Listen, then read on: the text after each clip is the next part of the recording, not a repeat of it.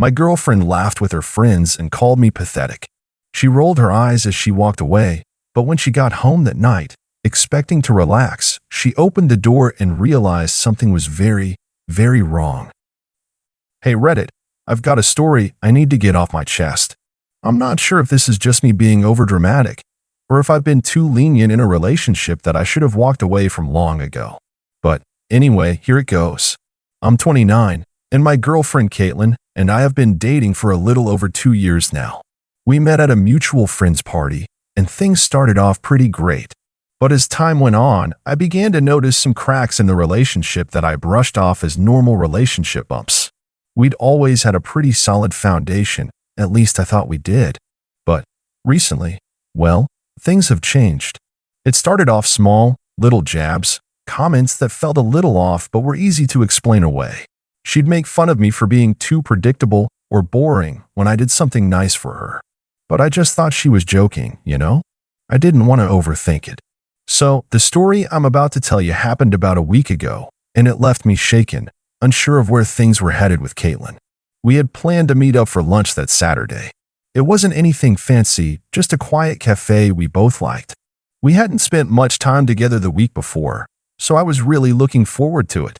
I arrived a bit early, like I always do, found a table by the window, and ordered my usual coffee.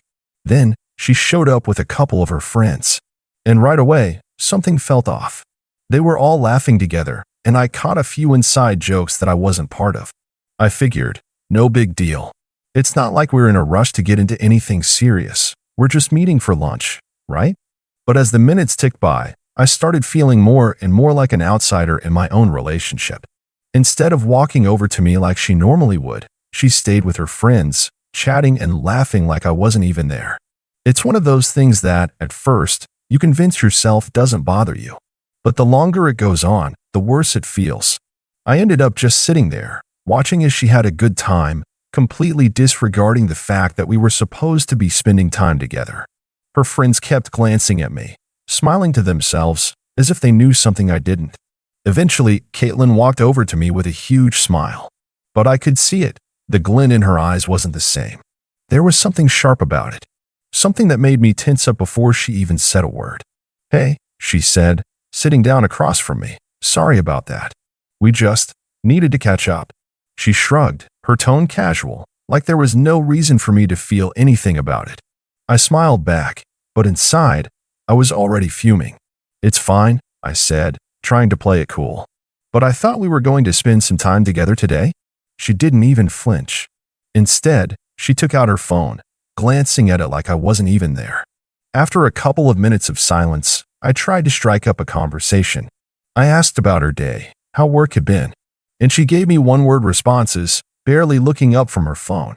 I wasn't angry yet, but I could feel the frustration building. It wasn't just the fact that she was ignoring me, it was the way she was doing it. Like I didn't even matter. And then, it happened. She looked up at me for the first time in what felt like forever, and with a little smirk, she said, honestly, you're kind of pathetic sometimes. Like, you just sit there and wait for me to do something, like a little puppy. It's kinda embarrassing. My stomach dropped. I didn't know how to respond, so I just froze for a moment. But Caitlin didn't notice. Or maybe she didn't care. She went back to her phone, her fingers tapping away like she was texting someone. I tried to laugh it off, but it was clear now, I wasn't just overthinking it. She really didn't seem to care about me the way I cared about her. She had no problem making me feel small, insignificant, and that hurt. The lunch ended with a quick kiss on the cheek, a vague promise to text me later, and her walking away without a second thought. That was just the beginning, though. It gets worse. Later that night, I figured I'd give her some space. I didn't want to blow up over something that might just be a bad day for her. So, I decided to head home, put my feet up, and watch a movie to unwind. But then, I got a text from Caitlin. I'm just going to hang out with the girls tonight. I'll see you later. I couldn't help it. I was annoyed, but I didn't want to start another fight. I replied, okay, enjoy yourself. Then, she went silent. No more texts. No calls. Nothing. It was like she had completely checked out of our relationship. I kept myself busy for the next couple of hours, trying to distract myself. But around 10 p.m., I started getting the feeling that something was off. I didn't know what it was, but something about her not texting me back for so long didn't sit right. Then, just as I was about to call her to check in, I heard the sound of keys at the front door. Caitlin was home. I waited for her to walk in, but instead of the usual greeting, I heard something strange. The door creaked open slowly, and I heard a soft gasp followed by silence. I thought she was just tired, but then I heard her footsteps stop. There was this strange tension in the air. The kind of tension you get when something isn't right, when things feel like they're about to break. That's when I realized something was very wrong. I could hear her standing just outside the door, the silence stretching on longer than it should. My heart was racing, and I didn't know why. I was trying to calm myself down, thinking maybe she was just tired, maybe she had had a long night out with her friends. But still, something felt wrong. I stood up from the couch and walked to the door. Slowly, I reached for the handle, the door slightly ajar. I didn't want to barge in on her if she needed space, but I couldn't shake this feeling that something had shifted.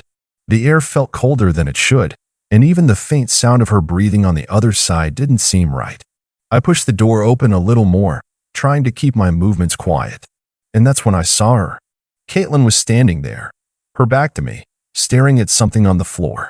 She was frozen, like she didn't even realize I had come into the room. Her shoulders were tense, and I could see her hands gripping the door frame just slightly, as though she was holding herself up. Her usual carefree attitude was gone, replaced by something much heavier. "Caitlin," I asked quietly, not wanting to startle her. She didn't respond at first. It wasn't like her at all to be so distant. Normally, she'd turn around with a smile or at least acknowledge my presence with a little sarcastic remark. But instead, she just stood there, her back stiff and her face hidden from view. "Caitlin, what's going on?" I asked again, taking a step closer. That's when she turned around, slowly. When her eyes met mine, they were wide, like she had just snapped out of some trance. She looked different, shaken, maybe even a little scared. Her cheeks were flushed, and there was a faint sheen of sweat on her forehead, like she had just run a marathon. She didn't look like herself. I don't know," she stammered. Her voice was off, cracking slightly. She ran a hand through her hair, a nervous gesture I'd never seen from her before. "I didn't expect. I didn't think you'd be home."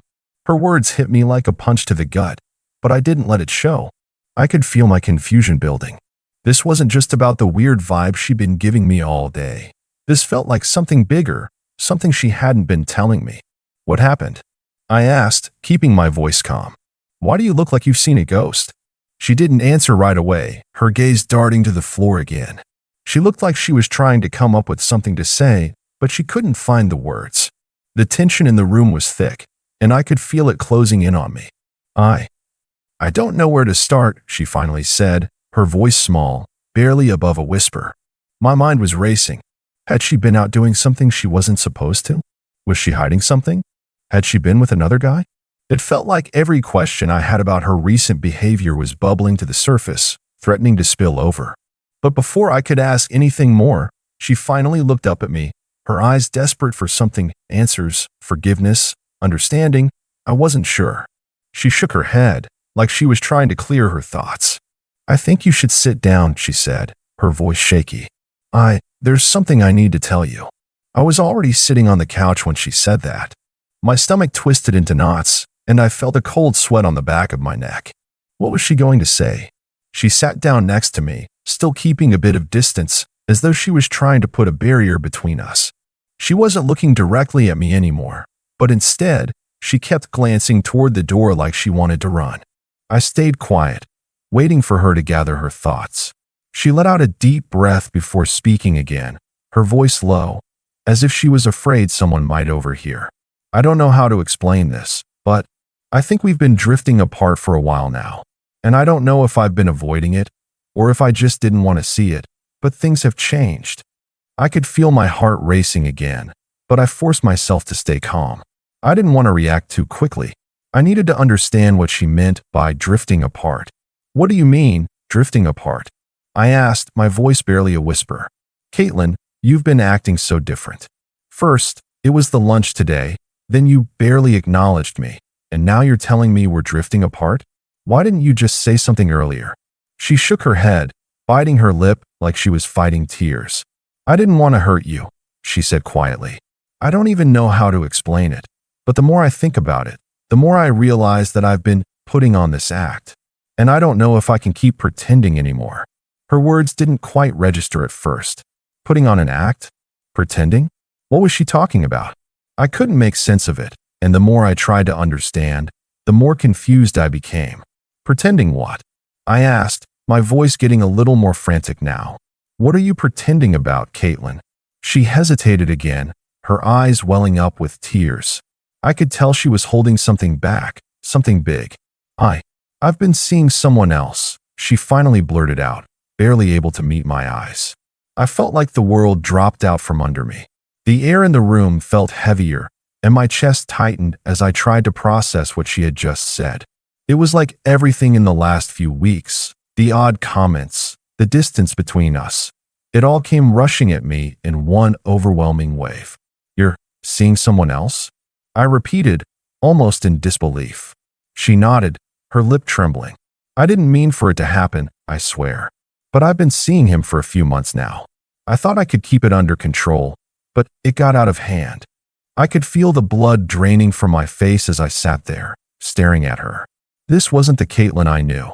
This wasn't the girl I had spent so much time with, the one I thought I could trust. Who is he? I demanded, my voice tight with anger and hurt. What do you want from me, Caitlin? Are you leaving me for him? She didn't answer right away. She just sat there, her hands shaking, eyes downcast, and I knew, deep down, I wasn't going to get the answer I wanted. But before she could say another word, there was a knock at the door. And when I opened it, I couldn't believe who I saw standing there. When I opened the door, my mind was still reeling from what Caitlin had just confessed. I had so many questions, so many emotions that I couldn't process fast enough. But as soon as I saw who was standing on the other side of the door, my heart skipped a beat. It was Alex. Alex was someone I'd met a few months ago, an old friend of Caitlin's who had reappeared in her life. At the time, I didn't think much of it. I'd always been the trusting type, never questioning who she spent time with. But now, seeing him on my doorstep, everything clicked. He was standing there, a little sheepish, like he wasn't sure what to expect. His eyes flicked over to Caitlin and then back to me, looking uncomfortable as if he had been caught in something he didn't quite know how to explain. I didn't say anything right away. I just stood there, trying to take in the sight of him, the man who had been secretly seeing my girlfriend behind my back. He looked like he wanted to say something, but I could tell he was waiting for permission to speak, or maybe he was hoping I'd just close the door in his face. Caitlin didn't move. She just sat there, looking like she regretted everything, but also terrified of what was coming next. She probably thought Alex showing up would somehow fix everything, smooth it over like nothing had happened. But in that moment, I knew what I had to do. Not for revenge, not to hurt anyone, but to take control of a situation that had spiraled out of my hands. I looked at Alex and then back at Caitlin. My voice came out steady, though there was an edge to it that even I didn't recognize. Did you know he was coming here? I asked Caitlin, my gaze locking with hers. She opened her mouth to respond, but stopped herself. Her face flushed with shame, and she could barely meet my eyes. I turned to Alex. How long has this been going on? He shifted on his feet, looking uncomfortable. It's not what you think, he started, but I raised my hand, cutting him off. It's exactly what I think, I said. I wasn't angry, not yet anyway, but I was done with the lies, the hiding, the pretending. You both have been sneaking around, and now you want to act like it's nothing? There was a long silence. Alex's eyes flicked between Caitlin and me. It was clear he didn't want to be in the middle of this, but he was.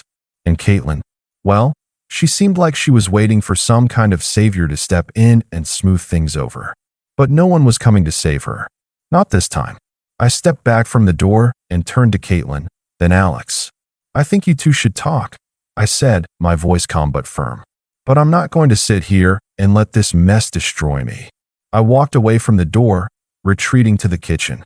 The thing about betrayal, about being blindsided like this, is that it doesn't happen all at once. At first, it's the small things, the doubts, the inconsistencies. Then, when the truth finally hits, It's like a cold slap to the face. But what I realized in that moment was that the power to fix this, or to at least regain control, was still in my hands. I didn't have to beg for explanations or plead for answers. I could feel Caitlin and Alex talking in the living room, their voices low, but I didn't bother to listen. I was done listening. The truth was, I didn't need to hear anything they had to say. I didn't need apologies. What I needed was clarity. And that's when I decided. It was time to turn the tables, not out of anger, but because I needed to do something for me. I needed to get back to the person I had been before all of this.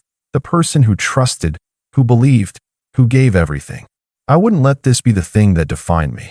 I began to put a plan together, carefully thinking through what I could do. No, I wasn't going to go out of my way to make them suffer. But there were things I had to change, things I had overlooked, things I had let slide. Small, seemingly insignificant actions that could create a ripple effect of their own. The next morning, after they had both left, I took a few steps to rearrange the space in my apartment. I started with the simplest of things. I cleared out some of Caitlin's stuff, little things that were reminders of her presence here, things that had somehow made this place feel like our home instead of mine. I packed her clothes into boxes, neatly folded, and stacked them by the door. I didn't say anything to her, not yet. I wasn't trying to be dramatic, but I had to reclaim my space first. Then, I began contacting some of my old friends I hadn't made time for because I'd been wrapped up in this relationship. We made plans to meet up. It felt good to reconnect with people who didn't know this version of me, the one who had been so wrapped up in Caitlin's world. The days that followed were filled with small steps toward reclaiming myself. I made a list of things I wanted to do, places I wanted to go, hobbies I had abandoned, even career goals I had put on hold while I'd been wrapped up in the relationship. I wasn't going to do any of it in a way that made Caitlin or Alex feel bad. No, this was for me. This was about finding my footing again. But that didn't mean I didn't plan to confront them. It wasn't just about walking away from the relationship. It was about standing up for myself and making sure they understood what they had done.